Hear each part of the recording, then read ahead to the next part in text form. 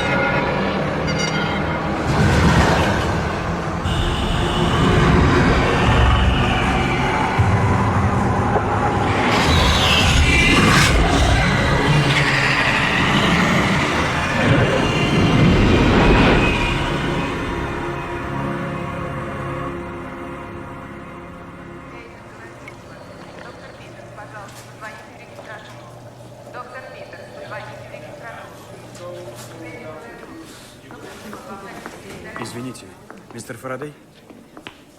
Да? Мы родители Брейди. Тебе кажется, они уже большие и должны как-то... Да, ни на секунду нельзя глаз спускать. Да, ведь он сказал, что пойдет погулять в парк. Он не хотел, чтобы мы знали, что он затеял. Майкл, мы так вам благодарны. Не появись. О, нет, нет, я рад, что мы успели. Итак, что же это? Они с друзьями собрали все для фейерверка. Все шутихи и ракеты, связали их и попытались запустить какую-то супер-ракету в парке. И, конечно, Брейди. Брейди, никто другой. Поджег все это именно он. Наверное, по наущению остальных. Я только начала привыкать к этим местам. Как раз сегодня я подумала, надо же, я чувствую себя как дома.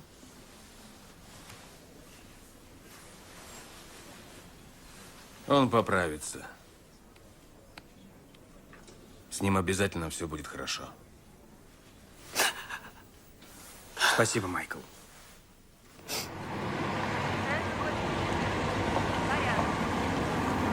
О, Боже, как им сейчас тяжело. 2 месяца они здесь прожили, а я с ними слова не сказал. Ну, нельзя же дружить со Да, но всеми я на видел, свете. как они въехали, как их дети во дворе играли, а сегодня их сын на моих глазах чуть было не погиб, и ведь он живет рядом, а я даже не знал его имя.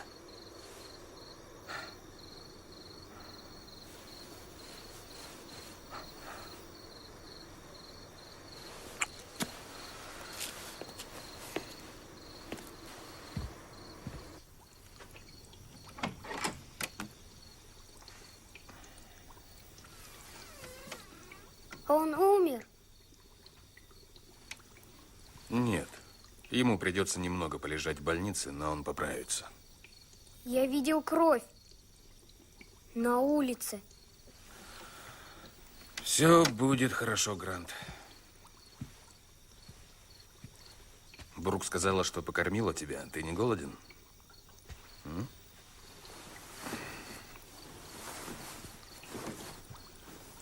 Приготовить что-нибудь?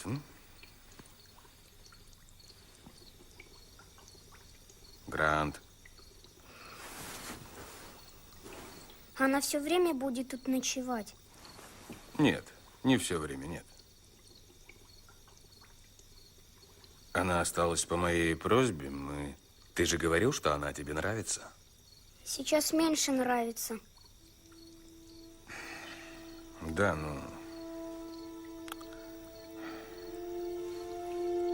Постарайся заснуть, ладно?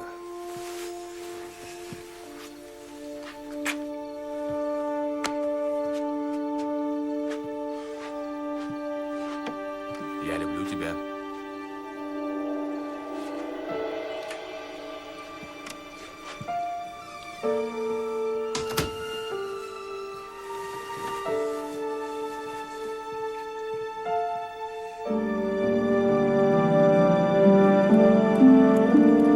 Название этого курса «Терроризм в Америке». 200 лет назад мы сражались за идеалы, за свободу, всеобщую справедливость, право на самоопределение и самоуправление. Многие жители этой страны полагают, что мы еще не добились победы. Террористические акты, политические разногласия – все это проявление недовольства населения страны. Но почему? Почему здесь, в свободной стране? Что толкает людей на кровопролитие во имя убеждений? Почему в эпоху процветания нации антиправительственные выступления резки как никогда? И что будет, когда период процветания минует? Все меньше людей участвует в выборах, все больше принимает участие в сопротивлении. Как долго еще мы будем закрывать глаза на эти цифры? Какие выводы следует извлечь? Жена и мать. Лия Фарадей, 1961-1996. Защитница Родины.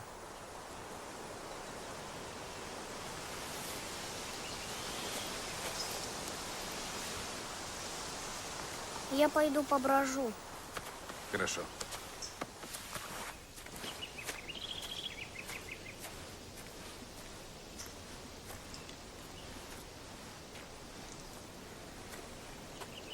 Женщина, с которой я любил общаться, хоть она и была умнее меня. Уит Карвер, ты добр до невероятия.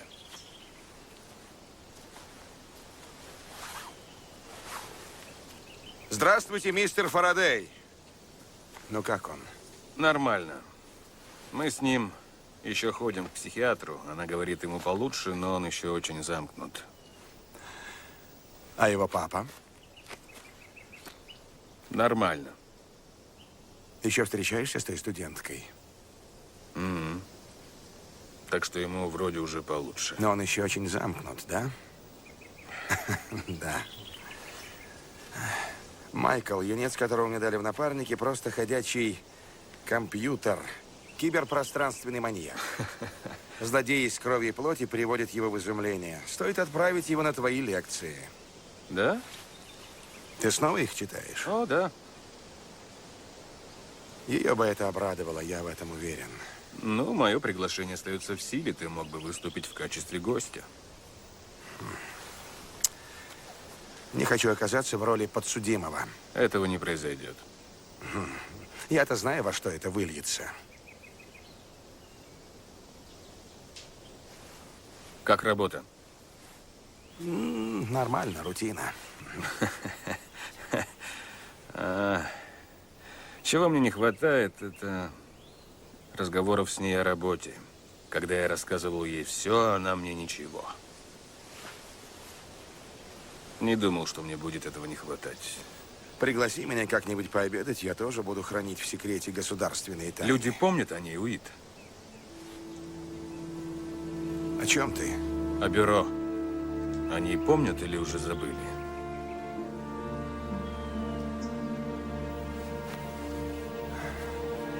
Они помнят, Майкл, да.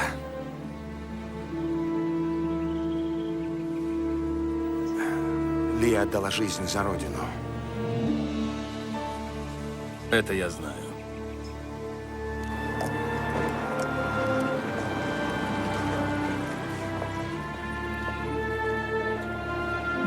Майкл, здравствуйте! Еще один почетный гость. Заходите. Простите за нет, опоздание. Нет, Оливер, Майкл пришел. Черил, это Брук. Я Брук, тоже очень Черил. рада. Я Как очень рад. дела? Привет. А это, наверное, Здравствуйте, Гра? я Брук. Как ты поживаешь? Слушай, на кухне есть всякая вкуснятина, не для взрослых, только для детей. Проходите, проходите. Я познакомлю вас с друзьями. Фредди чудо выглядит. Еще бы, ведь он избавился от школы на время. Могу это понять. Я лектор. Читаю историю США. А, я всегда был слаб в истории. Это вас огорчало? Да, много раз. Ну а кем вы работаете? Инженер-проектировщик. Вы знаете торговый центр Рестон? О, да. Я проектирую пристройки. Хотите расширить помещение? Обращайтесь. Я не уверена, что он понял толком, что произошло. А где вы познакомились с Майклом? Ой, я была у Майкла ассистентом, когда проходила практику. А, Тогда между нами ничего не было. ах, вот как. То есть я была знакома с его родными, я знала Лию. Нынешняя ситуация — это нечто новое для нас. О, вы великолепная пара. Я о нем очень высокого мнения. По-моему, он хороший человек. И хороший отец.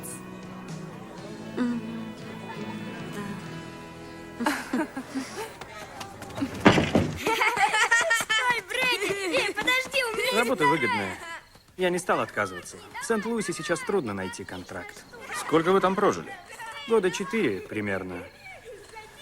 Я рос на ферме в местечке Карсон в Канзасе. Раньше я не был на Востоке. Дети впервые увидят океан. Да, дома в центре пришли в упадок. Я об этом слышал. Пора привыкать, что мы не в Канзасе.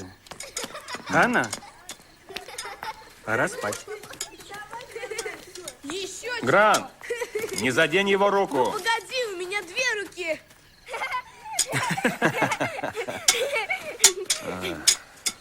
Он давно не вел себя как обычный ребенок. С тех пор, как его мама... Ему стало трудно дружить с детьми. Ну, всем нам нужны друзья. Без них и жизнь не в радость. Пошли, пошли, давай! Осторожней с рукой! Осторожней, давай, давай! Быстрее, давай! Вперед выходит Бен Джордан. Этот игрок находится сейчас в великолепной форме. Обратите внимание, как быстро он Папа! восстановится после прошлогодней Да? травмы. Уже несколько Как матчей писать подряд слово «запретное»? в команде. Запретное. Гляди, Z-A-P-R-E-T. вот что мы забыли! Ты же можешь посмотреть в словаре. Что вы тут затеяли? Это будет лагерь. Бренд, как мы знаем, уже давно. Лагерь? Военный лагерь. Ага. Стой, пап! Ты должен знать наш пароль. Скажем ему. Ну ладно, только чтобы не было тут никаких фейерверков, Брейди. Генерал Брейди, папа. Ну, никаких фейерверков, генерал Брейди. Это секретные сведения, мистер Фарадей. А вы не знаете наш пароль. Я серьезно, Брейди. Давай, Грант. Мойте руки, ребята, скоро обед.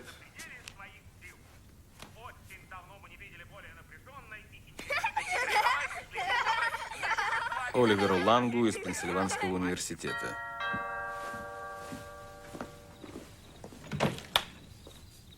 Майкл, привет, заходи. Мне опустили твое письмо. А откуда оно? Университет, Пенсильвания? Ты ведь не жил на Востоке? Ну да. Я закончил университет в Канзасе. Они меня с кем-то перепутали. Вечер встречи, да? Да, видимо, они кого-то искали и прислали это мне просто по ошибке.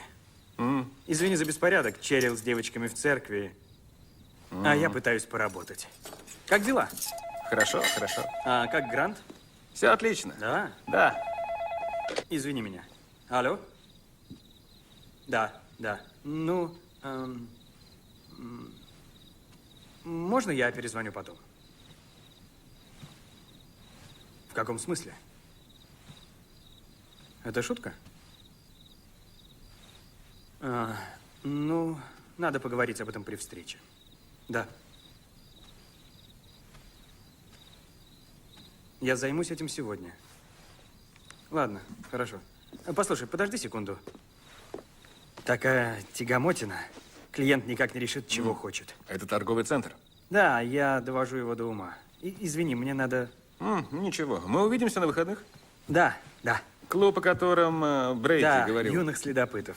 Ему там понравится. У него появятся новые друзья. Да. Турпоходы, поездки. Ты сможешь побыть дома один хоть иногда. То есть вместе с Брук. Спасибо, сосед. За что? За то, что наши сыновья ровесники.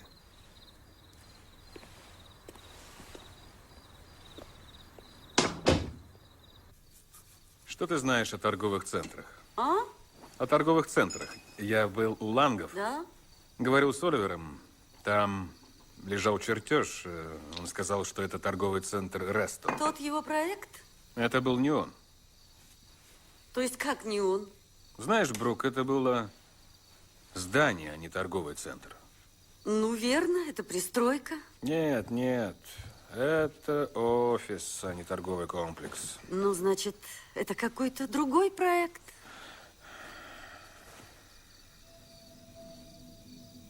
А зачем он сказал, что это торговый центр? Зачем он врет? Майкл, как ты сдавал черчение в университете? У нас не было черчения.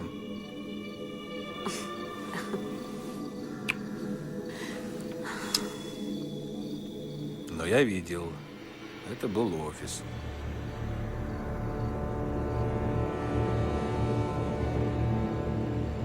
«14 месяцев назад, в январе, более 60 правительственных служащих отправились, как всегда, на работу в здание Федерации имени Рузвельта в центре Сент-Луиса. Но в тот понедельник они уже не вернулись домой. В грузовике, стоявшем у здания, было спрятано 50 фунтов пластиковой взрывчатки. Когда заряд был взорван, оказалась снесена вся передняя часть дома, а вместе с ней десятки государственных офисов, служебный детский сад и отделение налоговой инспекции Сент-Луиса, которое, как было определено позже, являлось объектом нападения. Грузовик был взят на прокат вот этим 30-летним электриком, Дином Скоби. Скоби отсидел в тюрьме за уклонение от уплаты налогов.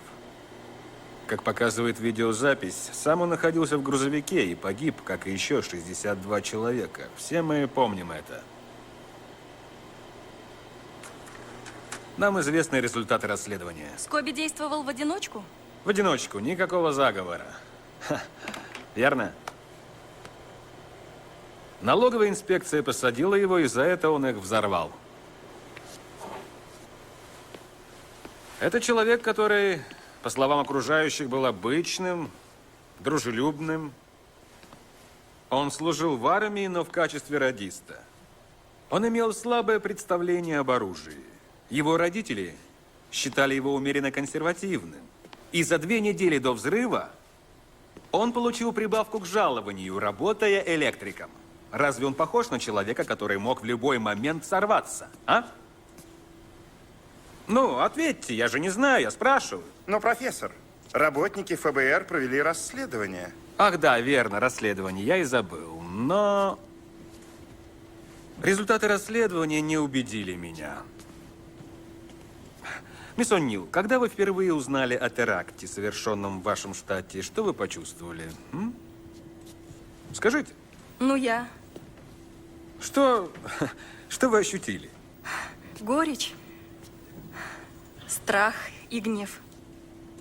Вы чувствовали себя в безопасности? Нет. А на следующий день, когда труп Скоби нашли, вам стало легче? Постарайтесь вспомнить.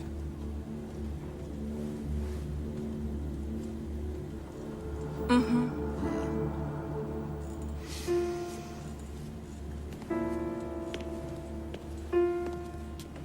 Люди в том здании чувствовали себя спокойно. Так же, как вы сейчас. А затем, спустя мгновение, одно мгновение, все эти люди погибли.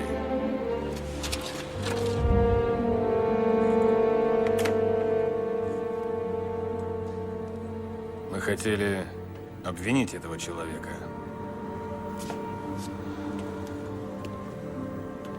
Сообщников нам не надо. Нам нужно одно имя. И главное, поскорее. Чтобы мы снова чувствовали себя в безопасности.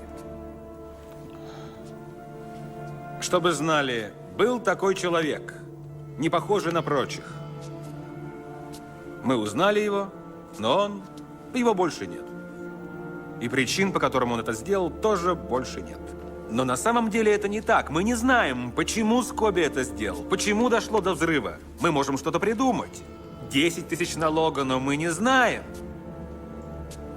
И никогда не узнаем. Мы чувствуем себя спокойно.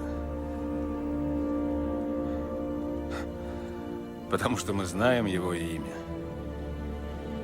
Господь мне свидетель. Господь мне свидетель. Обещаю дружить. Обещаю дружить. С теми, кому тяжело. С теми, кому тяжело. Помогать тем, кто в беде. Помогать тем, кто в беде. Я буду трудиться с верой и честью. Я буду трудиться с верой и честью. Соблюдать устав следопытов. Соблюдать устав следопытов. Уважать себя. Уважать себя.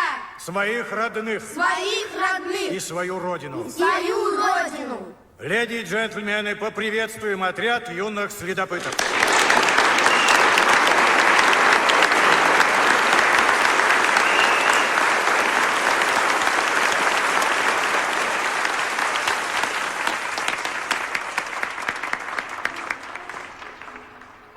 Это кабинет Оливера. Здесь он может укрыться от детей И от меня тоже. Над этими проектами ты работал? О, нет, я собираю чертежи, планировки старых зданий. Это постройка в Монтичелло, а это здание Вулварта. Это его хобби. Арка в Сент-Луисе? Да, правильно. А, значит, чертежи всех этих зданий, они не обязательно связаны с работой? Нет. Ага, значит, тут не только торговые центры. Торговые центры редко обладают архитектурными достоинствами. О, милый, просто ты их еще не построил. Кто хочет есть? Я ужасно. Пойдемте, пойдемте, я испекла очень вкусное воздушное печенье. Гляди-ка. Да-да. Понимаешь, Я уже им ведь забыл, надо где это мы. сосредоточиться на лекции, и приходится следить, чтобы они не вскакивали с мест. Понимаешь? С политической точки зрения в этом, безусловно, Ну вот, что-то есть. это мы выходим из церкви. Все думали, что мы поедем в Мексику. Дело не в А вы не поехали? Мы собирались, но самолет так и не взлетел. Неполадки с двигателем. Ждать мы не хотели и провели брачную ночь в мотеле при аэропорте. Как романтично. За $19 все было вполне. А вы уже давно женаты? 12 лет это немало. Родители Да. должны служить примером для молодежи. Я не считаю, что Люди нашу могут надоесть молодежь друг другу из-за более короткого могут срока. приучить к ответственности политики. Скорее, мы учимся этому у родных, у тех людей, кто Я нам дорожу дорог. своей семьей. Мой Те, отец кто дорог им, мне кажется, умер, когда я был подростком. Я бы сказала, на мои убеждения Сочувствую. сильнее всего повлиял мой Погиб отец. в аварии. А кто повлиял на твои? на мои убеждения.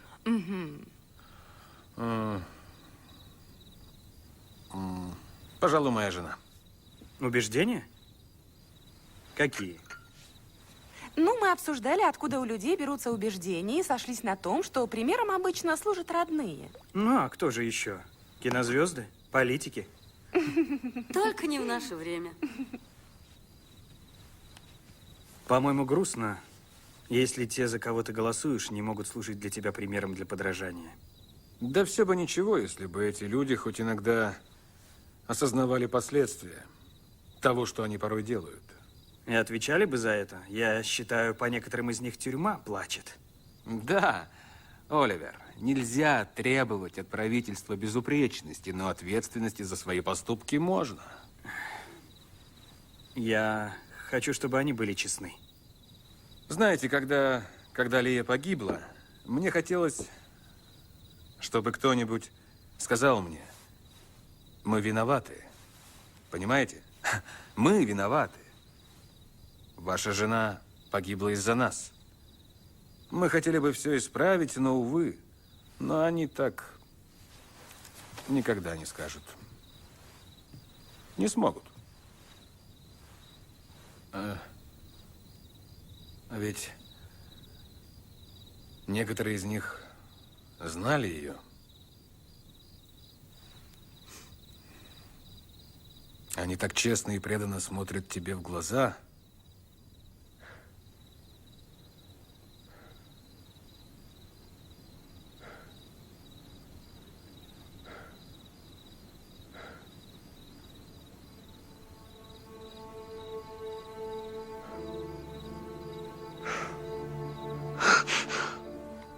Извините.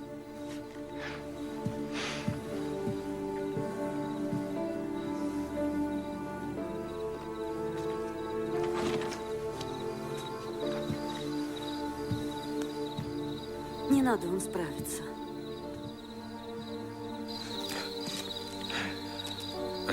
Извини. Ну что ж.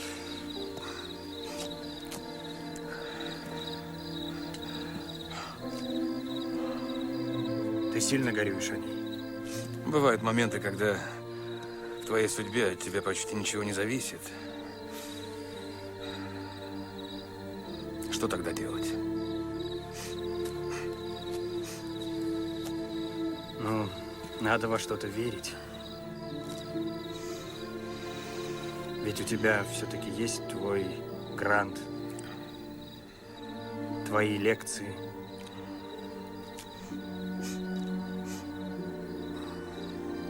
А во что веришь ты? Ну, у меня есть семья. моя архитектура.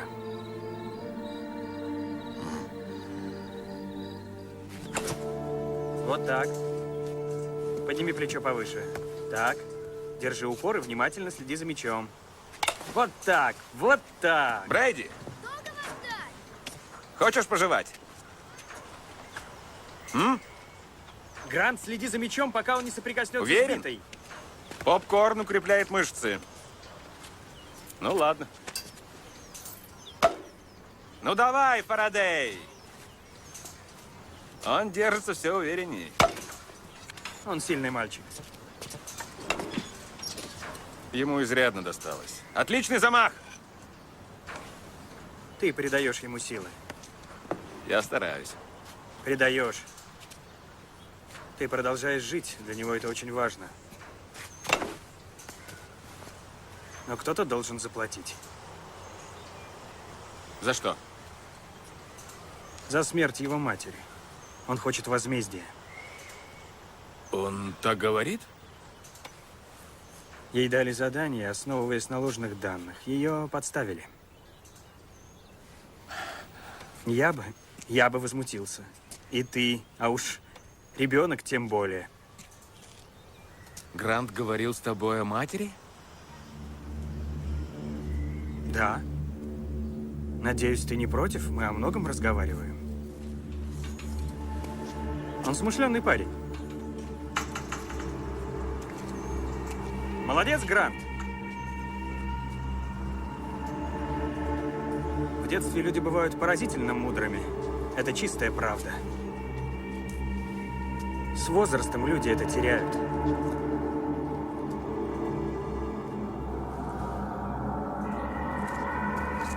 Дай-ка я.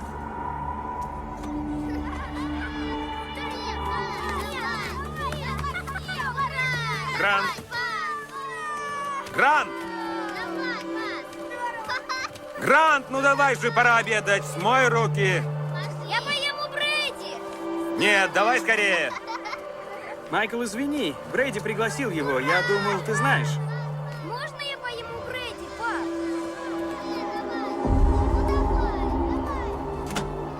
Ну ладно, если его отец не возражает. Мы ведь не возражаем. Я лечу! Я лечу! Давай, давай! Я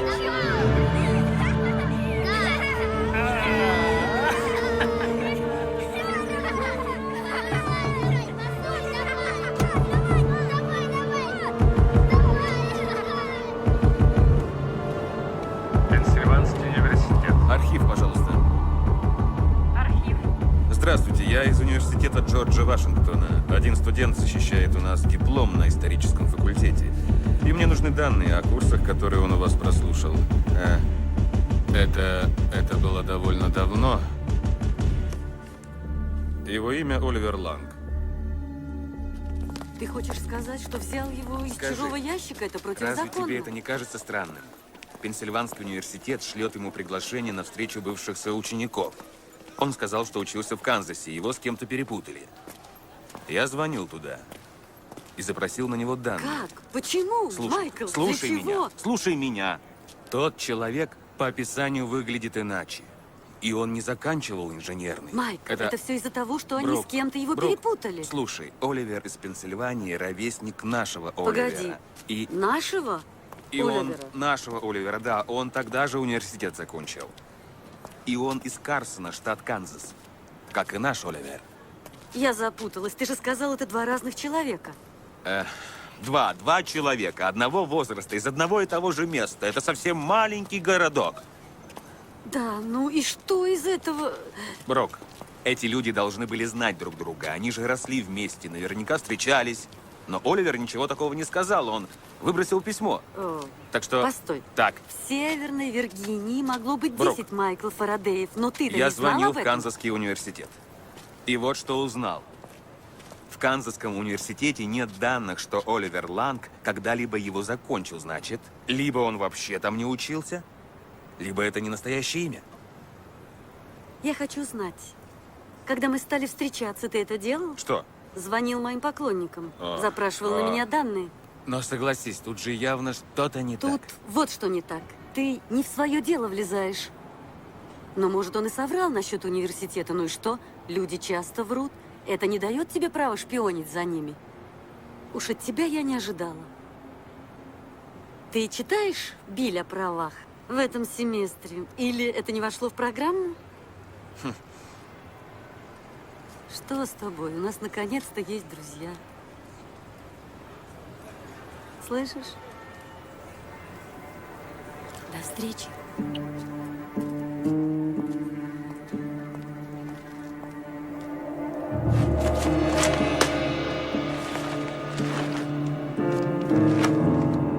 Канзасский государственный университет.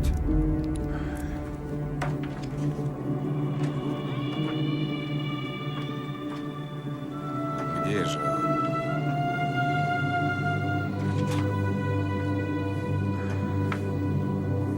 Так.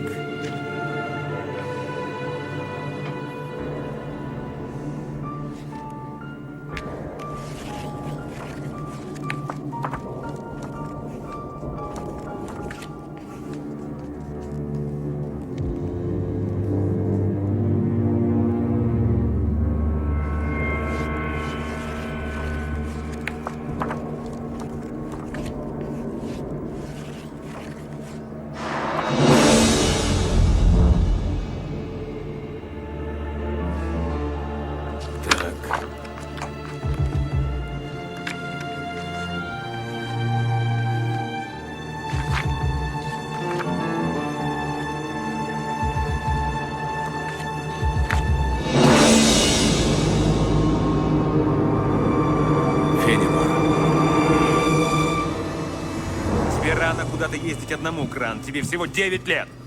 9,5. Там будет много Я взрослых. сказал нет, Грант. У нас каникулы, ты обещал. А теперь я говорю, что ты не поедешь, Грант. Возможно, я отпущу тебя в летний лагерь потом, ладно? Брэди едет. Да, но Брэди не тот человек, с которым стоит быть вдвоем в лесу. Папа! Я сказал нет. Он мой лучший друг.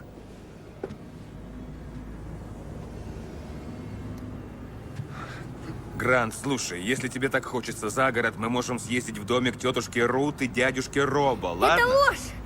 Вовсе нет. Нет, может, Ты передумаешь? может А быть, ты это сделал может быть, мы с сейчас. тобой вдвоем Ты съездим. разрешил и передумал.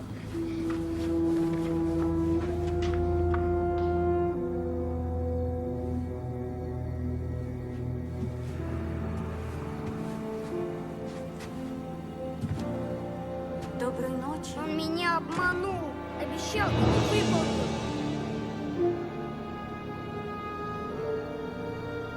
В ФБР хранятся пакеты данных о каждом из американцев, когда-либо обвинявшемся в преступлении. Исходя из характера преступления, некоторые из них помечены особо. 2 года назад, в связи с такими пометками, внимание властей привлекли сделки по покупке оружия в Мэриленде, Джорджии и Южной Каролине. Куплены были сотни винтовок армейского образца. Их скупали знакомые Сивера Парсонса, мужа, отца 3 детей, коллекционера оружия, видного представителя экстремистского правого крыла в Западной Виргинии. ФБР решили, что Парсонс готовит оружие для каких-то боевых действий и послали лучших 4 своих агентов с ордером на обыск. Надеясь, что те смогут обнаружить склад незаконно приобретенного оружия и боеприпасов. 7-й номер, видим тебя.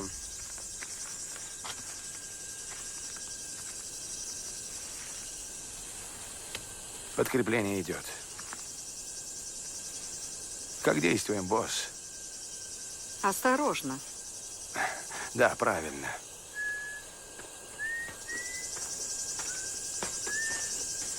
Привет, мистер. Наловила рыбки на обед? Это твой дом вон там? Твой папа дома, сынок? Вы не его знакомые.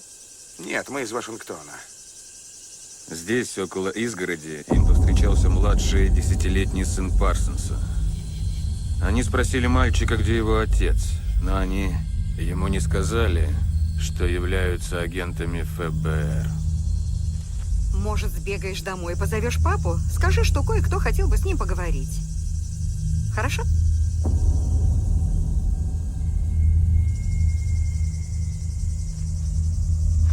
Дом под прицел! Оставайтесь здесь, ему не дадут уйти! Я сказал под прицел!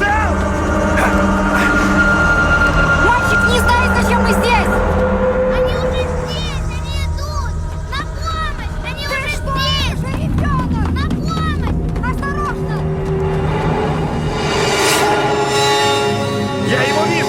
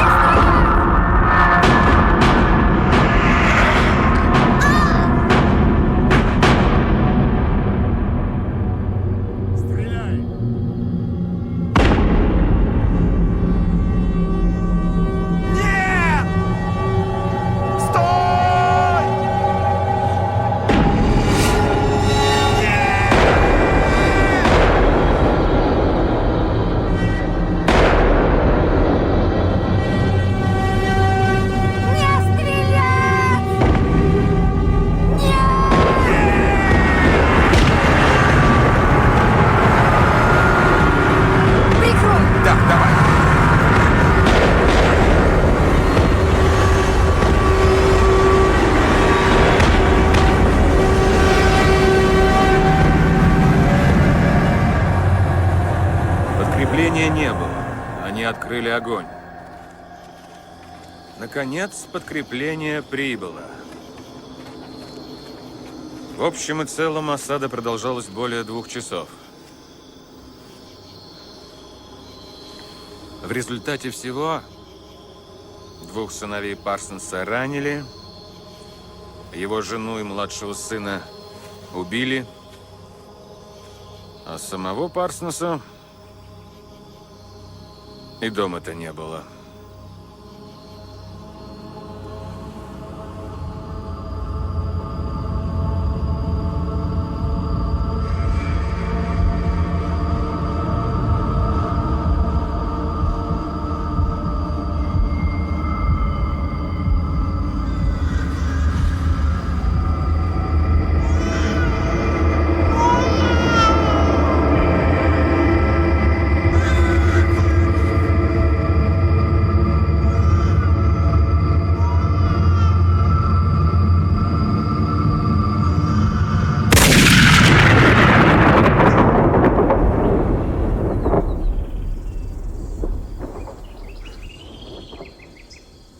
Агенты ФБР считали, что разоблачают какой-то неведомый террористический заговор. Понимаете? Но среди их многочисленных данных не было сведений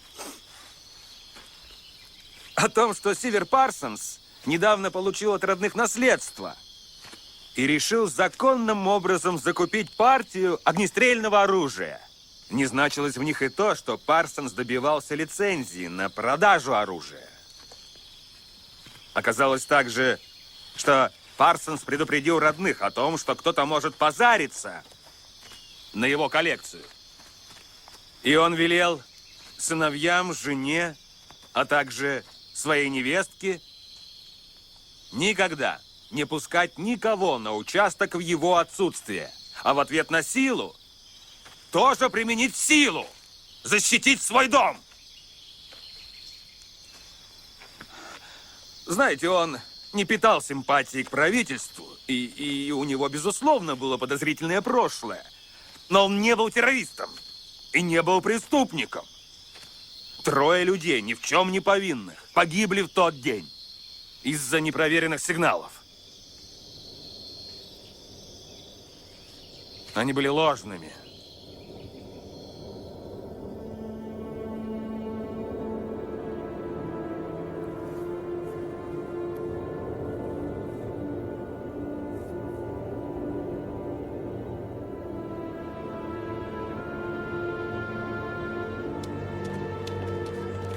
не кидайся, очертя голову, будь осмотрителен, держи меня чтобы с за тобой руку. ничего не случилось. Значит, слушай, хорошо проводи время, ладно? И слушайся своего вожатого, Это хорошо? Брук попросила за меня. Да, это она попросила. Сказала, что ты уже большой и можешь ненадолго уехать без меня. Когда я вернусь, она займет мамино место. Никто никогда не займет мамино место. Ни Брук, никто. Мама всегда будет с нами. Вот здесь. Потому что мы помним о ней, и никто у нас этого не отнимет. Если Брук и я решим что-то в будущем изменить, мы обязательно обсудим это с тобой. И если она останется жить с нами, мама все равно останется тут. Угу. Хорошо. Желаю повеселиться. Спасибо, что разрешил. Желаю удачи. Давай. Счастливо! Счастливо, до встречи!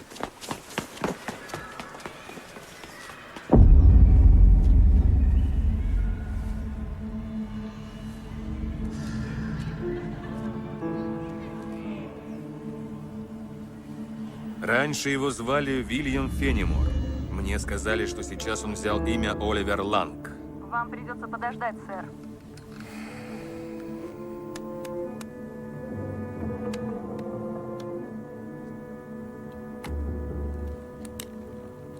Так, у нас есть данные о Вильяме Фениморе из Карсона, штат Канзас, сменившем имя на Оливер Ланг. Вот как? Когда это произошло? 5 октября 81 года. Спасибо вам большое. Именно это я и хотел узнать.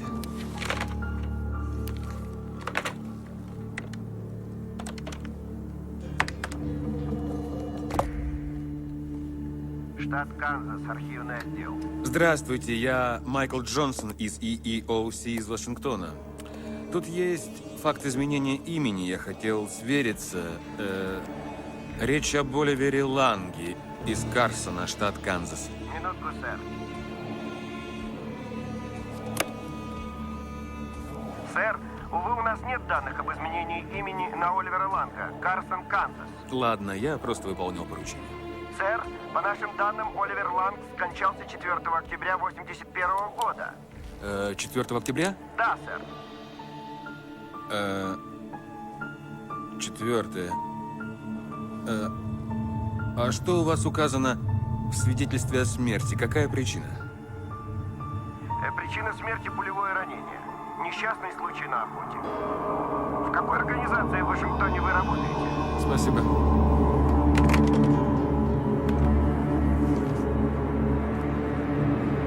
Просто прокрути со мной версию. Чисто теоретически. Зачем человеку это делать? Что именно?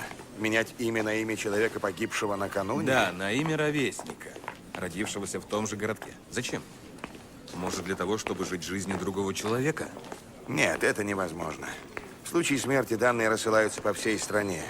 Водительские права, страховые полисы, все это аннулируется. Невозможно скрыть, кто ты есть. Тогда зачем это делать? Чтобы скрыть, кем ты был раньше. К примеру, ты захотел выяснить, не было ли у этого человека в прошлом судимости. Если ты не профессионал... Ясно, я буду исходить из его нынешнего имени. И сведения, которые ты получишь, будут относиться к другому лицу. Поэтому имеет смысл изменить имя после чьей-то гибели. Накладок не будет. Этим ты меняешь прошлое. Да, ты скрываешь свое прошлое. А в чем дело, Майкл? Уит, если я дам тебе имя, ты проверишь его? Майкл. Ну, в порядке исключения. Залезть Уит. в порядке исключения в секретные данные. Да брось, за я это же не ведь просто увольняют, за это Уит, сажают. это очень важно, это... Моя пенсия важнее. Уит, я прошу о простой проверке. Я же не прошу тебя устанавливать слежку или применять оружие. Фарадей, если бы ты просил об этом жену, она бы ответила так же. Добывать секретные сведения в ФБР. Она бы ни за что этого не сделала. Я уверен. Майкл, если хочешь собрать о ком-то сведения, это вполне можно сделать. Но не привлекай меня. Валяй, пусти в ход смекалку.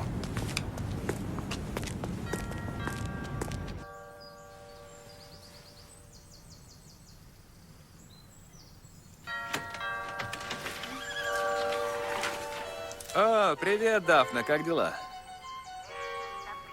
Все хорошо? Привет, Ханна. Мамы с папой нет дома. О, ты знаешь, мне, собственно говоря, и не нужны твои, ваши родители. Тут дело в том, что я куда-то дел ключи, и теперь никак не могу попасть к себе домой. Нам нельзя впускать чужих. Но ведь я же не чужой, верно? Понимаешь, мне просто нужен ваш телефон, чтобы вызвать слесаря, который откроет мне дверь. Я позвоню, хорошо? Я могу позвонить? Из кухни. Отлично. Знаешь, я лучше позвоню из папиного кабинета, чтобы вам не Это мешать. папин кабинет. О, я ненадолго. Папа разрешил бы. А вы играете?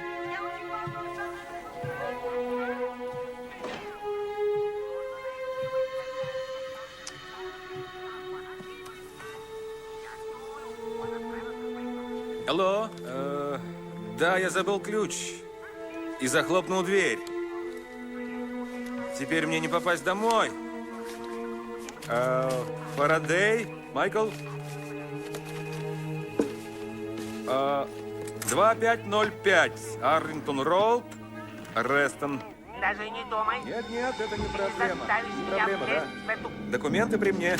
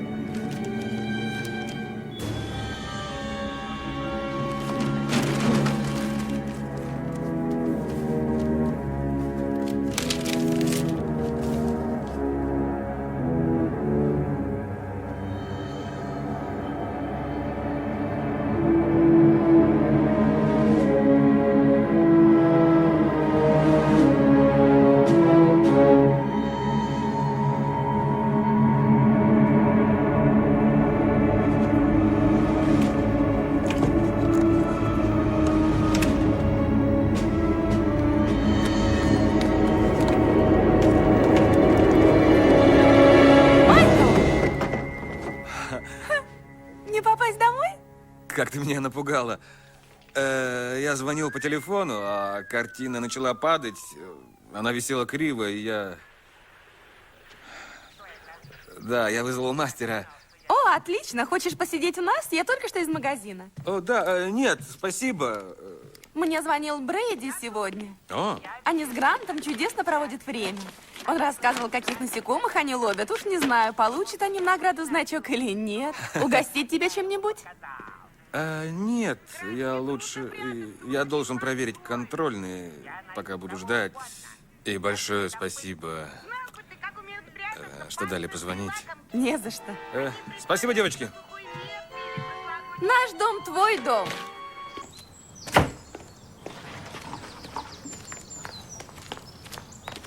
Майкл! Подожди, ты забыл свой кейс. И свой телефон. Надо сменить батарейки. Знакомая ситуация.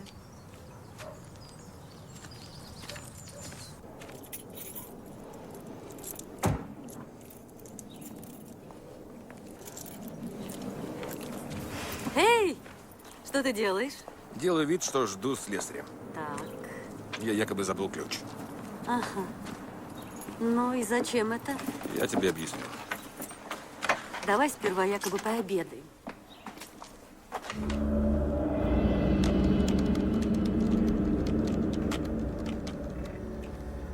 Канзас Сити Стар.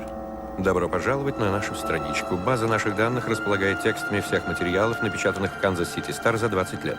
Производите поиск по ключевому слову, поиск статей, в тексте которых есть слова Ланг, Оливер. Феннимор, Вильям. Поиск. 14 статей, содержащих слова Феннимор, Вильям. Привет, сосед. Университет имени Джорджа Вашингтона. Помещение для просмотра микрофильмов.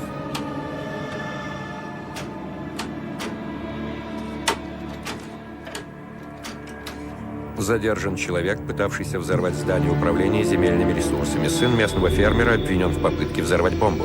16-летний Фенимар из Карсона, Канзас. Самодельная бомба. Отряд саперов в Вичите. Сообщения из разных источников. Уильям Фенимор-старший. Ну, как охота? Привет, Оливер.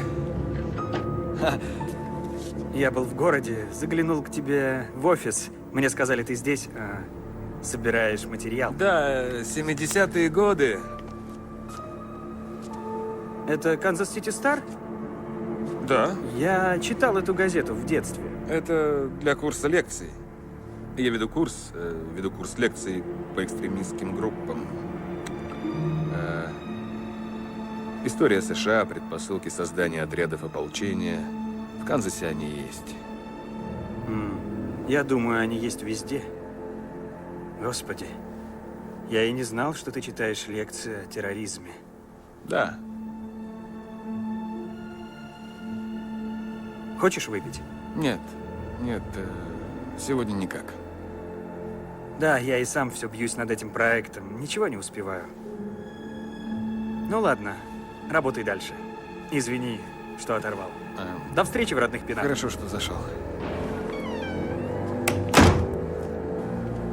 Может, ты послушаешь, что я скажу? Он изменил свое имя. Брук, зачем?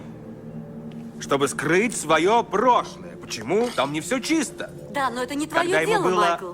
Брук, в 16 лет он пытался взорвать правительственное здание. Почитай газету.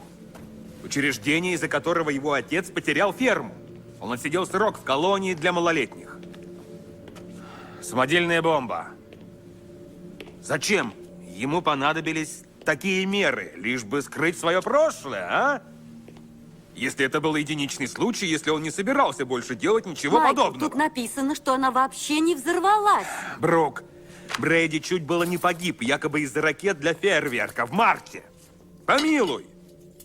Откуда у Брейди вообще такие дурацкие фантазии? Чему ты клонишь? Я говорю о том, что он изрядно потрудился, чтобы скрыть свое прошлое. О том, что он был в Сент-Луисе в момент взрыва в здании Федерации. И еще о том, Брук, что в его доме есть чертеж, и он ни за что не хочет, чтобы я его увидел.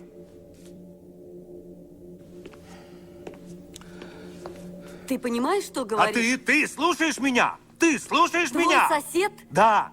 Террорист? Брук. Который взрывает дома бомбами? Брук, там происходит что-то нехорошее. Они что-то затевают. Ах, они что-то затевают. А в свободное время, видишь ли, он платит деньги за дом, возит Брук, сына в лагерь и Брук, водит дочерей у на них уроки в доме балета. что-то В ненормально. их доме Брук. все нормально, Майкл. Брук, ты помнишь, мы были у них в гостях, когда мы говорили о политике? У нас разные взгляды на политику. И про Вашингтон, и про Лию. И...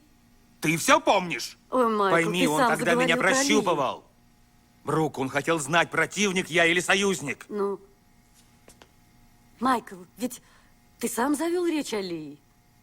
Может, в этом все дело? Нет, тут дело не в нет. Лие.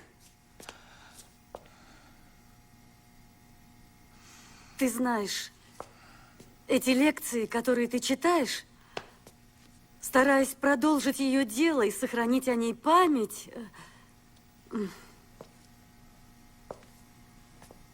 все эти заговоры и террористы, и признаки угрозы, пойми. Да, это все сфера Ли. Брук.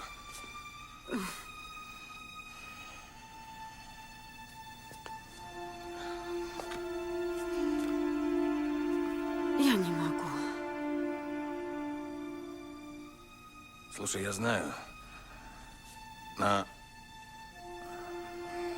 Он сменил имя. Майкл, уймись ради Он был в меня. Сент-Луисе. И Ради бомбы меня.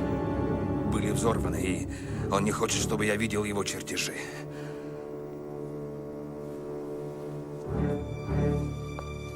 Я сегодня не останусь ночевать. Я ухожу. Брок!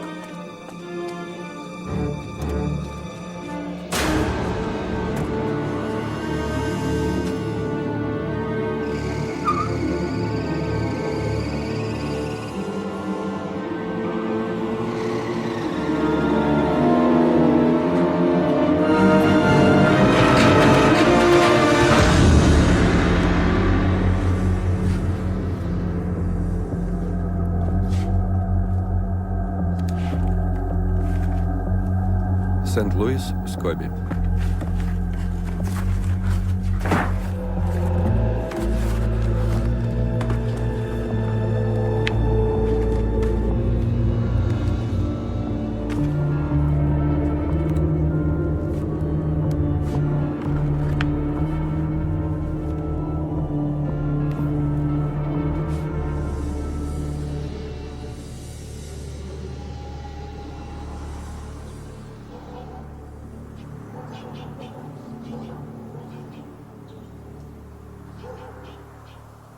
Мне никогда не нравилась эта фотография.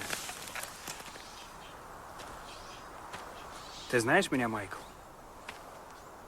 Ты думаешь, что знаешь меня? Ты знаешь меня лучше, чем я сам себя знаю. Канзас-Сити Стар? Я же видел. Расскажи мне то, чего я не знаю.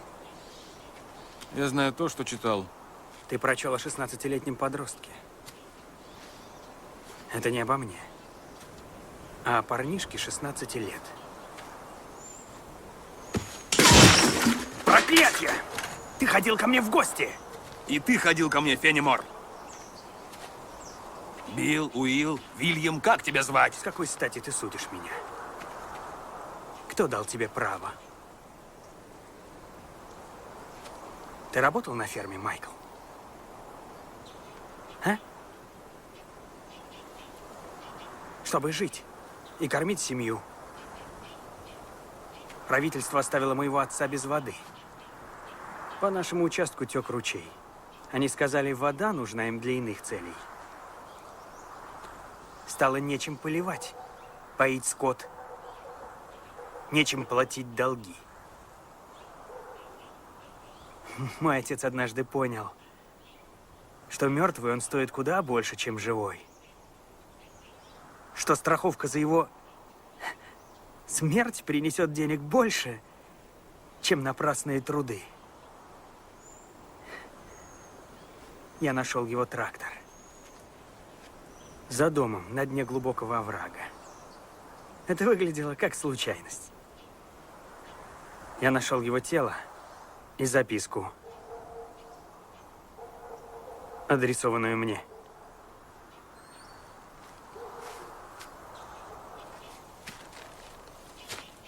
Страховка позволила маме оплатить часть долгов. Но на все ее не хватило. Соседи выкупили наш участок. Из-за того, что какой-то бюрократ ткнул пальцем в карту. Ручей посреди Канзаса. Они оставили нас без воды. Это не дает права подкладывать бомбы. 16. 16! Ты всегда поступал правильно в 16. Никогда не крал, не убегал с занятий. Ты можешь рассказать сыну все, что ты делал в 16 лет, Майкл? О своем вранье, о наркотиках? Меня за это судили. Я отсидел свой срок, и, возможно, прекрасно, что так все получилось. Прекрасно.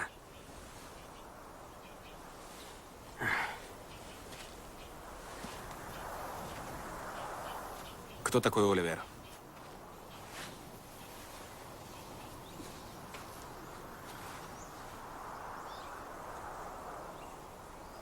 Он был моим лучшим другом. Он не дожил до 25. Я сделал это, чтобы сохранить его имя. и скрыться. Да, скрыться. Мне не хотелось, чтобы мой сын узнал о том, что было. Чтобы на моих детей косо смотрели те, кто любит вытаскивать на свет всякое дерьмо. Я не горжусь собой. Нечем гордиться. Я жалею, что так вышло. И я бы очень хотел, чтобы мои дети носили мое настоящее имя.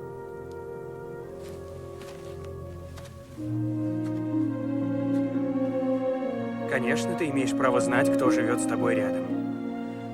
Говорит с твоим сыном, считает тебя другом. Объясни все-таки, какие ко мне претензии, что тебя не устраивает? Ты мог бы как приличный человек прийти и сказать все это мне в лицо.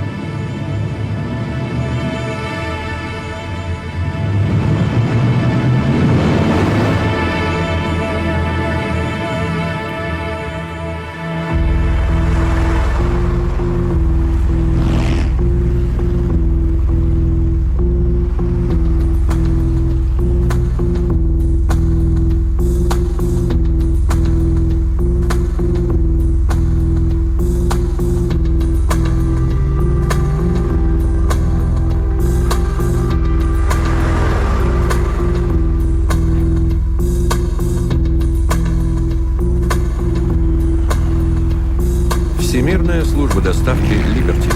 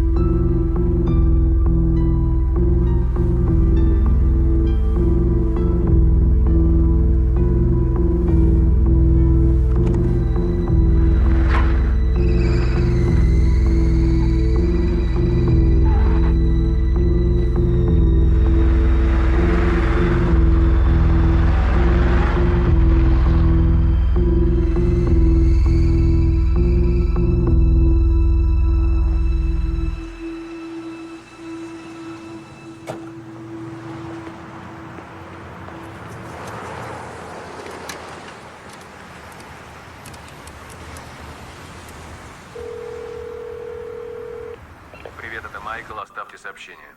Майкл, это Брук, слушай. Кажется, ты прав. Я видела Оливера у гаража в центре. Он менялся с кем-то автомобилями. Я поехала за ним, он ехал в контору по доставке грузов, и они там погрузили какие-то длинные металлические ящики. Я хочу поговорить. Я приеду к тебе, ладно?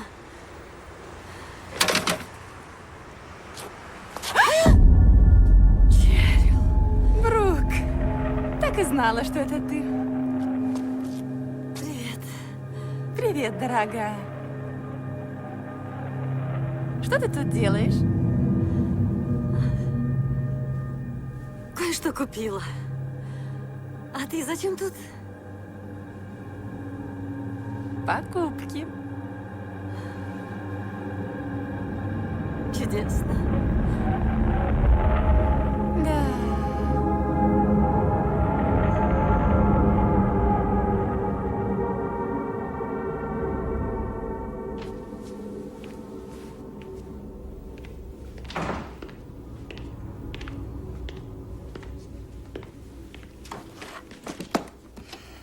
Водителя, ехавшего по 19-й стрит, стреляли несколько раз. Он потерял управление, задел несколько машин, а затем врезался в дерево. Скорая помощь констатировала смерть. В другом районе одна машина разбилась при аварии около Рестона, и на 7-й западной магистрали в эти вечерние часы движение застопорилось. Пока нам мало что известно, мы можем сообщить вам только, что авария произошла неподалеку от центра Пайнклен. Другие машины не пострадали. Полиция утверждает, что водитель этой машины погиб. Мы сообщим вам подробности, как только получим информацию. Мяч в центре поля! За рулем машины находилась женщина лет 25, которая скончалась на месте происшествия. По мнению полицейских, она не справилась с управлением голубого мустанга 89-го года, и машина упала во враг. Следователи полагают, что женщина скончалась от удара.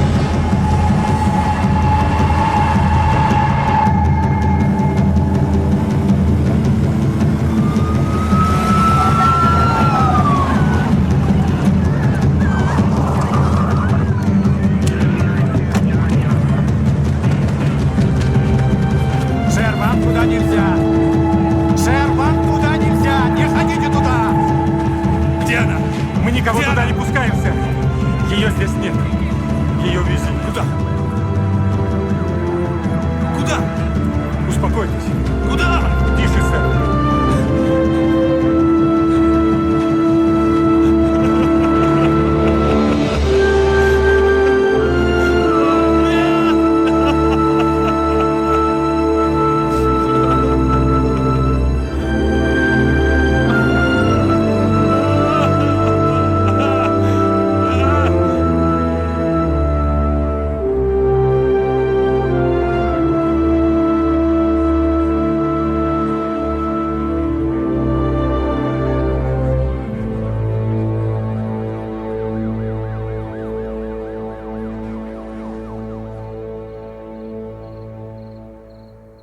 Привет, генерал, как ты там?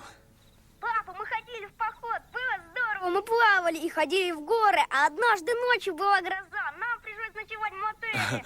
Ах так. Я научился ставить палатку, разводить костер, а еще вязать узлы. И мы с Брэди знаем следы зверей. О, это здорово.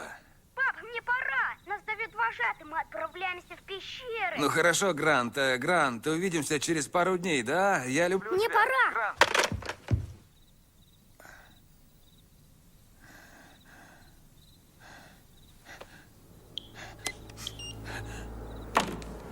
Ты лучше скажи ему, когда он вернется.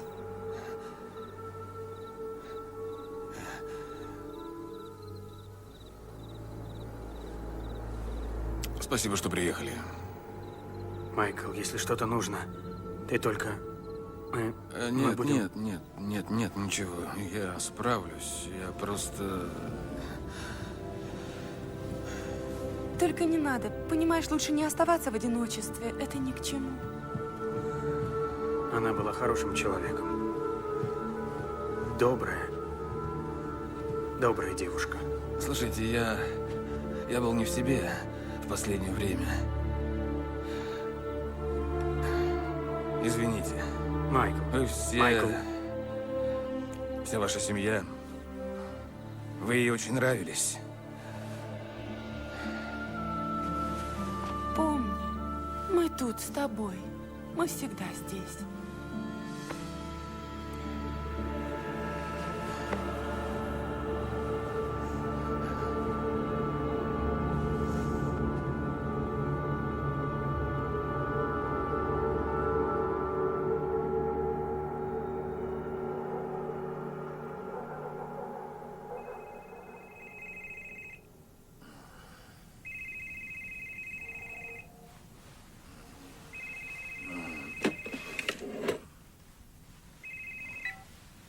Алло. Майкл, это Уит.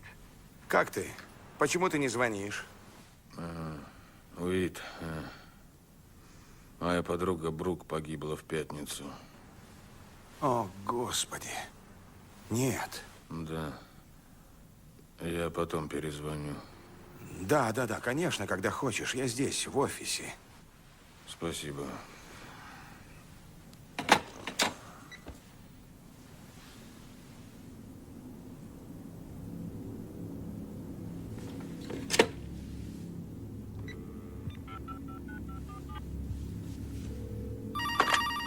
Агент Карвер. Уит? А почему я должен был тебе звонить? Я оставлял тебе сообщение, но теперь я все понял. Извини. Сообщение?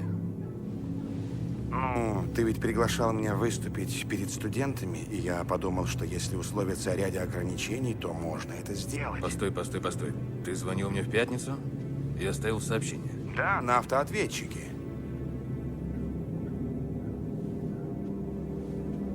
Когда ты звонил?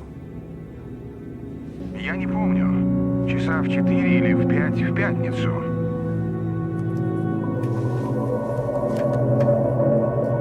Там не было никаких сообщений. Господи, Майкл, если ты только что узнал о смерти Брук. Нет, там ничего не было.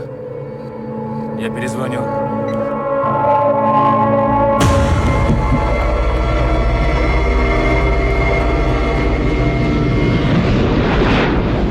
Так, Уит, слушай. Майкл, знаю, ты не можешь Разглашать сведения, но у меня есть для тебя информация. Помнишь о человеке, который пытается скрыть свое прошлое? Я говорил о своем соседе. Его зовут Оливер Ланг. Это сейчас. А раньше его... А раньше звали Вильям Феннимор. Пожалуйста, прогони это имя по вашей системе. Оливер Ланг, ты записал? Эй, Майкл, притормози. У него есть судимость. Проверь его, черт возьми. Майкл. Погоди, что он сделал?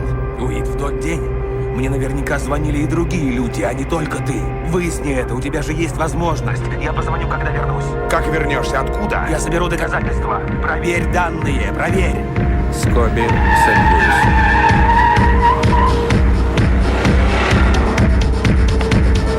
Занятия отменяются. М. Фарадей.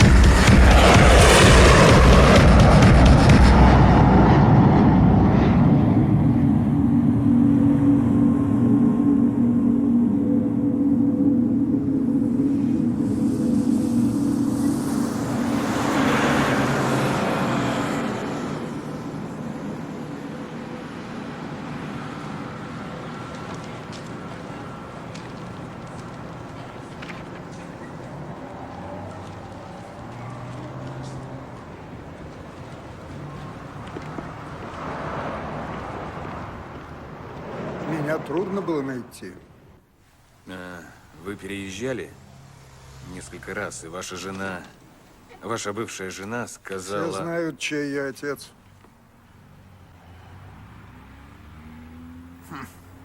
Мистер, кто только ко мне не приходил. Фотографы, полицейские, репортеры. Люди связывали это дело с политикой и искали в нем преступный заговор. Мы с Эбби тоже так думали. Дин не отличался независимостью мышления, он был впечатлительным, легко поддавался влиянию друзей, ну и, возможно, связался с людьми, которые уговорили его, подбили на такое дело. Ни ФБР, ни полиция ничего не нашли. Он сделал это один. Так они все решили. Погибло 63 человека. Дин действовал в одиночку. Вы в это не верите, правда? И никогда не поверю. А вы не слышали имя Оливер Ланг или Вильям Фенемор? Я слышал много имен. Ваш сын, Дин, был электриком. Может быть, его наняли для работы над проектом. То есть, его просто обманули. По этому поводу И он- велось расследование, мистер.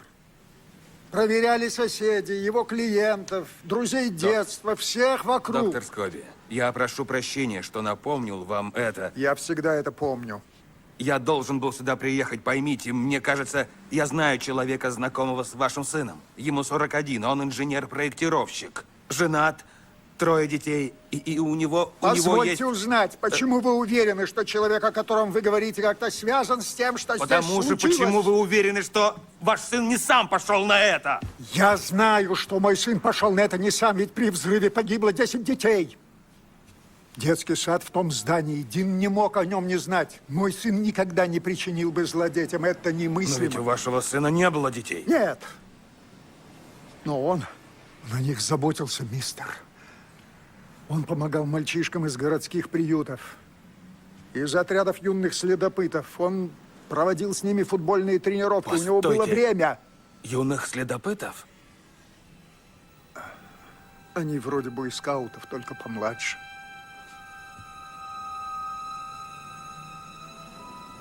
Он работал там вожатым. Ходил с ними в походы, посещал собрания, учил их. Вот это он. Это было снято во время поездки. Дин замечательно обращался с детьми.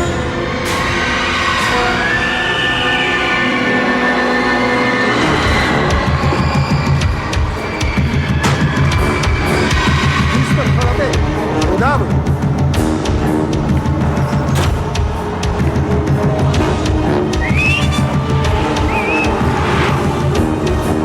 К 40-й составе. Фарадей, Гранд Фарадей, я приеду через пару часов. Никуда его не отпускайте. Я уже еду.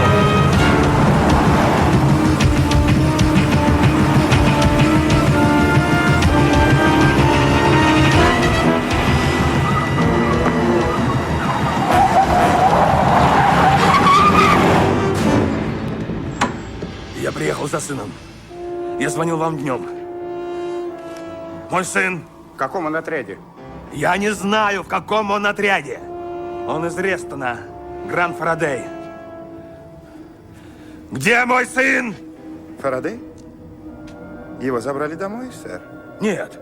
Нам звонил его отец. Нет, постойте. Я его отец, я и звонил. Но вы звонили дважды, сэр. Вы сказали, что у вас дома произошел несчастный случай. Нет. Вы говорили с вожатым его отряда, сэр. Я его отец и звонил не я, черт побери. Тут написано, его увезли домой. Кто увез? Вожатый его отряда. Его и другого мальчика. Как звали мальчика? Ланг. Брейди Ланг. Вожатый повез домой их обоих.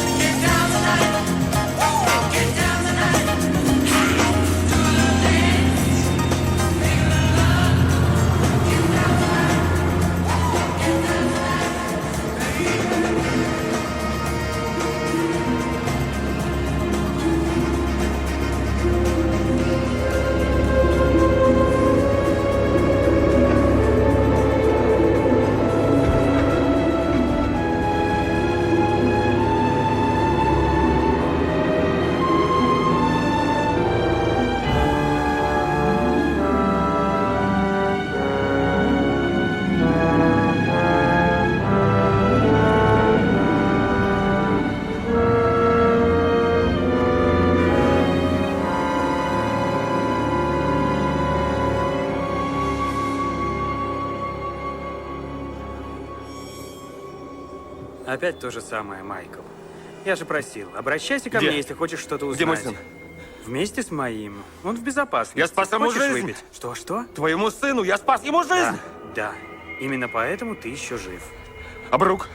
Что? Брук стала мешать. У нас жесткие сроки. Я не виноват. Что ты сделал с моим сыном? Если не хочешь его лишиться, отправляйся домой. Спи спокойно. Читай свои лекции. Живи как всегда. Скольких людей вы еще убьете?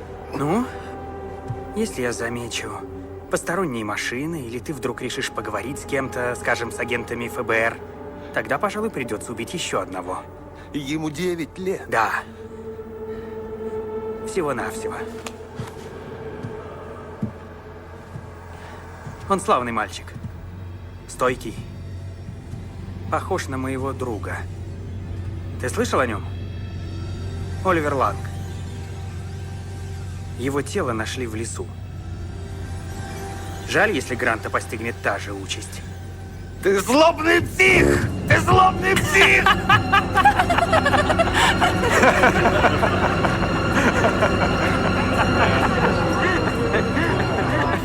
Даю слово, Майкл. Если будешь добрым соседом, как раньше, я верну его. Но если ты не уймешься, я не гарантирую его безопасность. Скоро все закончится. Когда? Тебе ничего не Когда? грозит. Майкл. Скажи мне. Майкл. Пожалуйста. Благодаря тебе мой сын жив. Я хочу отплатить добром за добро. А сейчас у нас праздник. Не хочешь присоединиться?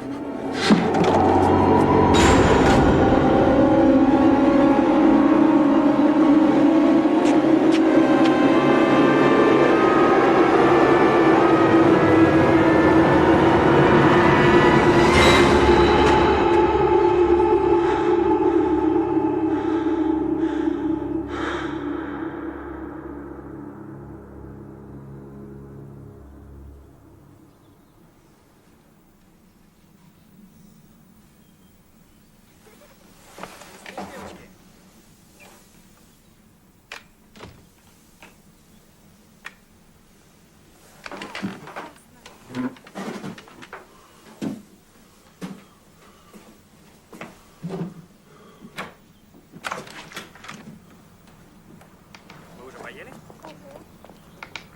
Мы сегодня едем за город. Спасибо, мам.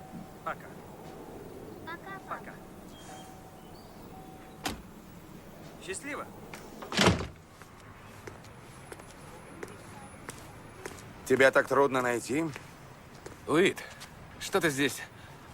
Твой ассистент сказал, ты бродишь где-то здесь в перерыве между лекциями. Да, я не смогу сейчас с тобой говорить. Да? А когда сможешь?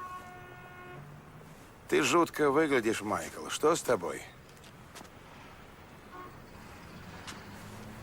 Так вот, Оливер Ланг. Я должен идти на лекцию. Студенты меня А ты ждут. поделись знаниями со мной. Оливер Ланг, бывший Уильям Феннимор. Мы тщательно его проверили после взрыва в Сент-Луисе. Майкл всех, кто был связан с бомбами, тогда проверяли. Имя он сменил законно. Мы заслали номер его страховки в криминалистический центр. Он ни в чем с тех пор не был замечен. И он, и все его знакомые чисты. Именно это ты и узнал, а? Да, случай в Вичити, когда ему было 16, навел тебя на размышления. У тебя на него что-то новое, или тебе просто неприятно иметь такого соседа? Если ничего больше нет, если это все, тогда тебе надо перестать читать лекции. Это плохо на тебя действует, поверь. Если у тебя есть веские доказательства, скажи. Но я не хочу еще раз вляпаться в историю, и тебе ни к чему. Я ничего не знаю. Уит, прости. Ладно, слушай. Я взял данные о телефонных звонках. Это может дорого мне обойтись. 2 телефонных звонка. Один мой, а другой из автомата на 7-й магистрали в Пайн-Глен. Пайн-Глен? Еще звонил твой сосед, Майкл. Ничего.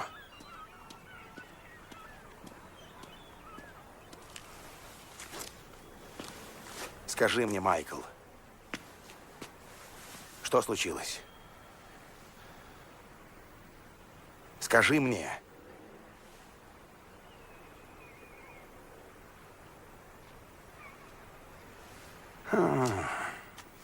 Откажись от своих лекций.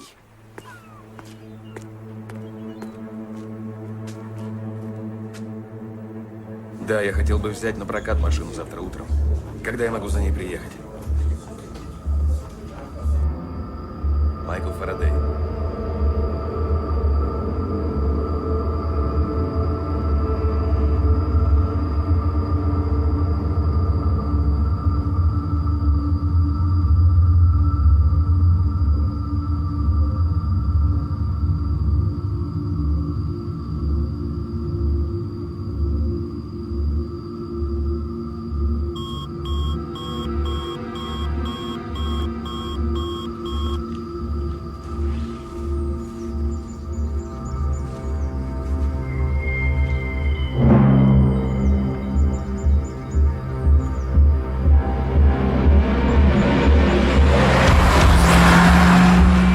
Ланга, пожалуйста.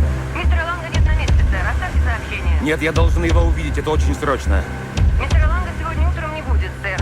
Может быть... Нет, я перезвоню. Спасибо. Что-нибудь передать? Нет.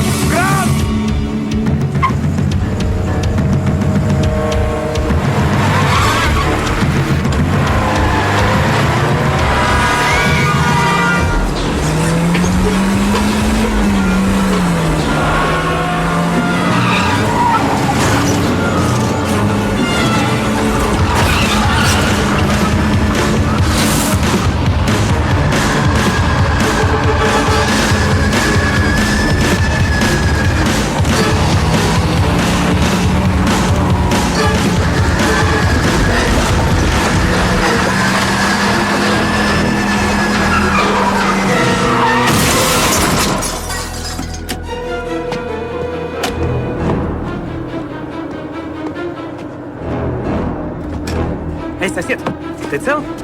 Как ты сюда попал? Ты так и не унялся, да? Не унялся? Не хочешь успокоиться?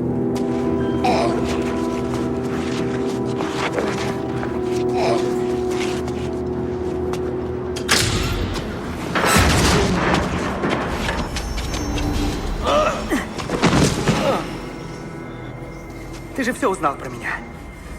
Разве нет? И ты решил, что я полагаюсь на случай? Депутат 1. Слышу вас, Тень. Действуйте по графику. И тебе не жаль сына, Майкл?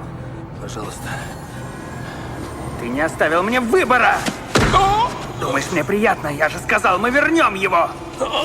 Ну и что мне теперь делать? Разве я могу тебе поверить? Куда его повезли? И где бомба? На меня возложена высокая миссия. Миллионы людей готовы взяться за оружие. Готовы постоять за правду. Миллионы! Нет, вы убиваете не тех, кто у власти. Нет, они поплатятся. Поплатятся Да за свои дети. грехи. Дети. При чем тут дети? Идет война. А на войне погибают и дети. Ты с нами! Ты с нами!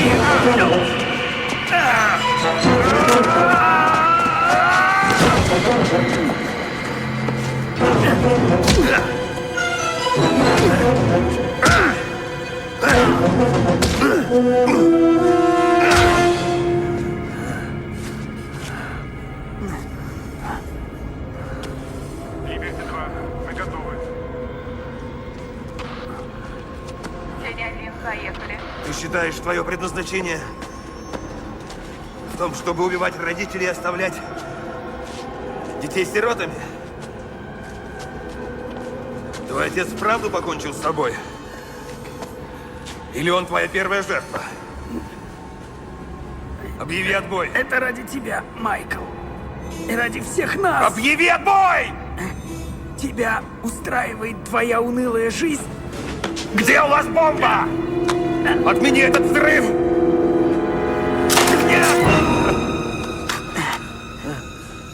Они послали твою жену на верную смерть. Неужели ты станешь их жалеть?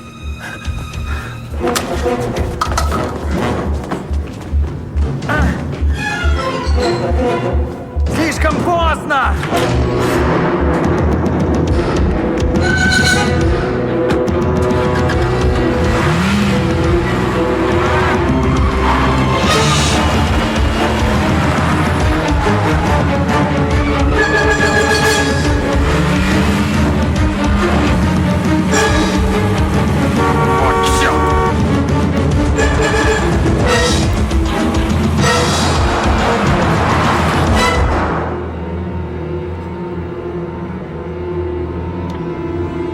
Начинаем.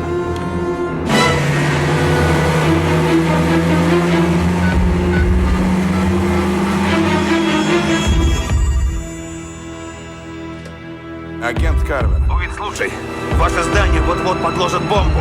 Вам нужно срочно эвакуироваться. Майкл, о чем ты? Она в белом фургоне. Фургон фирмы Либерти. Грант тоже там. Майкл! Они хотят взорвать наше здание. Майкл! Они хотят взорвать ФБР! Майкл! Уит! Майкл! Майкл! Уит! Черт!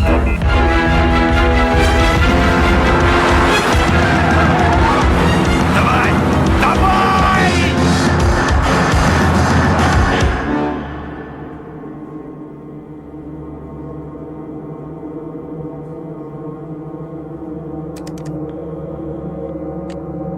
Охрана! Проходной!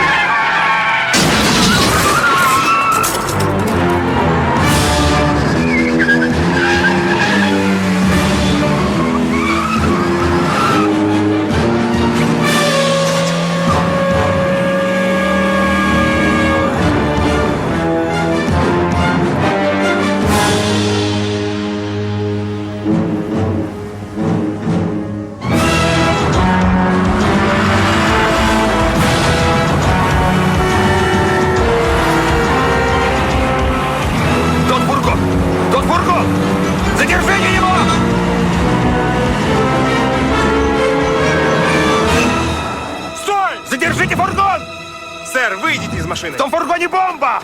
Задержите его! Майкл! Черт, в нем бомба! Майкл, где? Уит! Тот фургон! В нем бомба!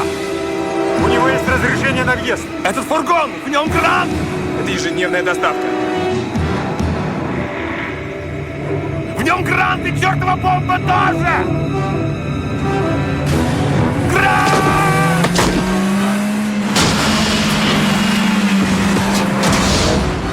Отставить огонь!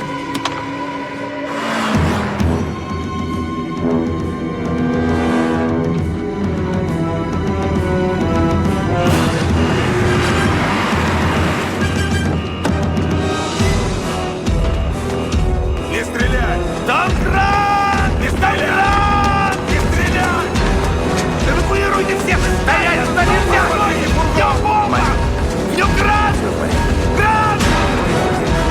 Нет, Уит! Эвакуируй людей! Эвакуируй людей из здания! Уит! Срочно эвакуируйтесь! Я же говорю, там бомба! Уит! Немедленно выводите всех отсюда! Сейчас она взорвется! Это другой человек. Ясно. Ясно. Грант! Отпустите его. Отпустите его. Отпустите, я сказал! Спокойно, спокойно, тихо, тихо. Там чисто. Спокойно. Ты хорошо проверил? Грант! Майкл, сам взгляни. Чисто.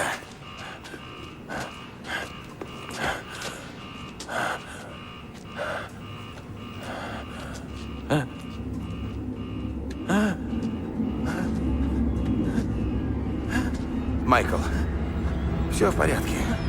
У него есть разрешение на въезд. У каждого из нас есть разрешение на вход, кроме тебя. Слышишь? Ну, брось. Майкл. Постой, Майкл.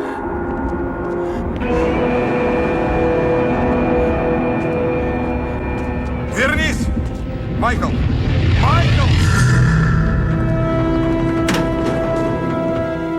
Давай. Иди, малыш. Привет, ребят!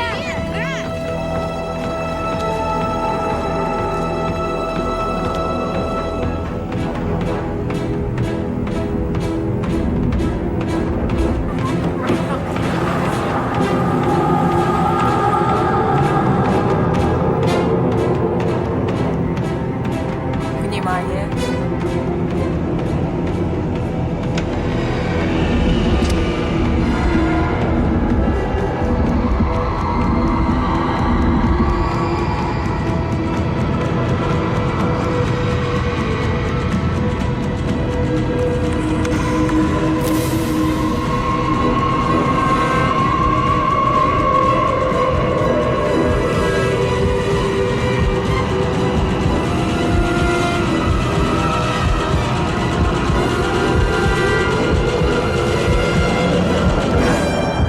У всех, кроме тебя.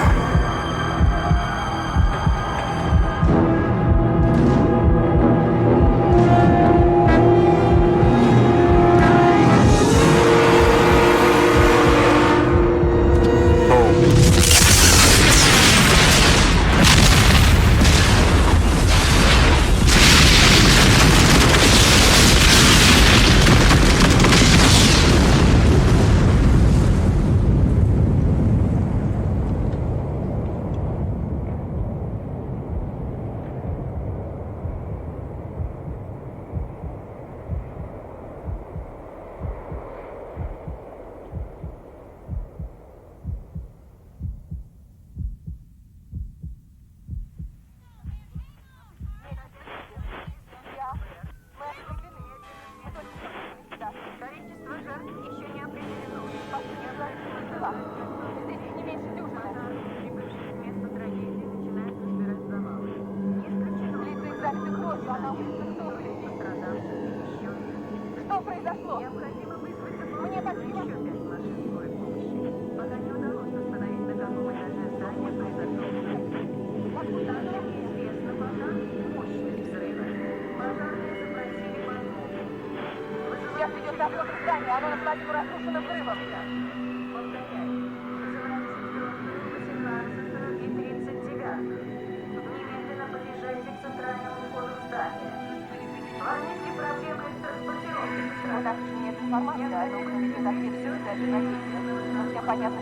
центру Филадельфия. Повсюду множество подкреплений.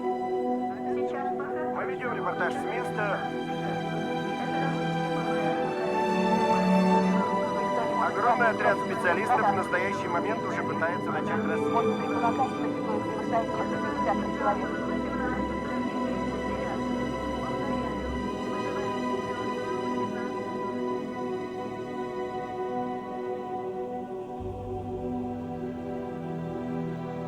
По предварительным сообщениям, бомбу подложил некий Майкл Фарадей из Рестона, штат Виргиния, преподаватель истории в университете имени Вашингтона. Официальные представители не согласны с предположением о том, что взрыв связан с гибелью жены мистера Фарадея, которая была агентом ФБР.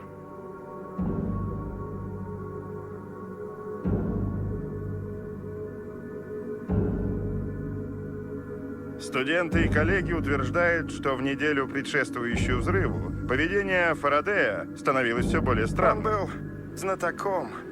Знал все о террористах, об их образе действий.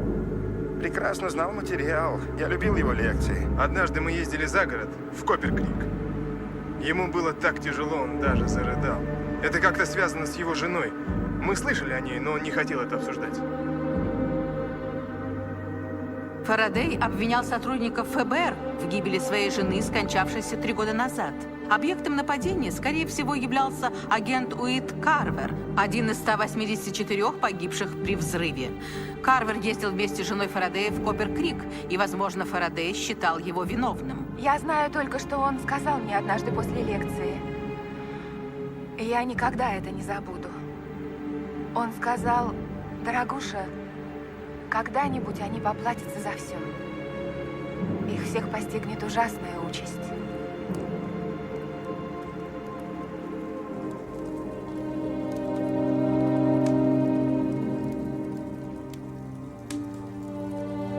Все говорят, что Фарадей был одинок, но дружелюбен, талантливый преподаватель, любитель и знаток истории Америки.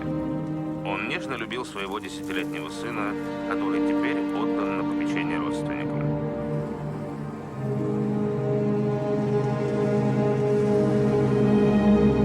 После многотрудной, тщательной и долгой работы следователи ФБР пришли к выводу о том, что так же, как и взрыв в налоговом управлении Сент-Луиса 2 года назад, недавнее нападение на ФБР, этот чудовищный террористический акт, был совершен человеком, действовавшим в одиночку.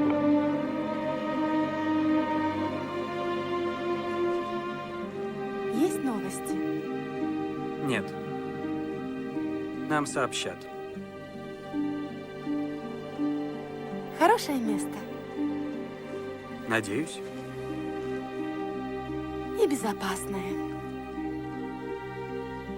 Как всегда.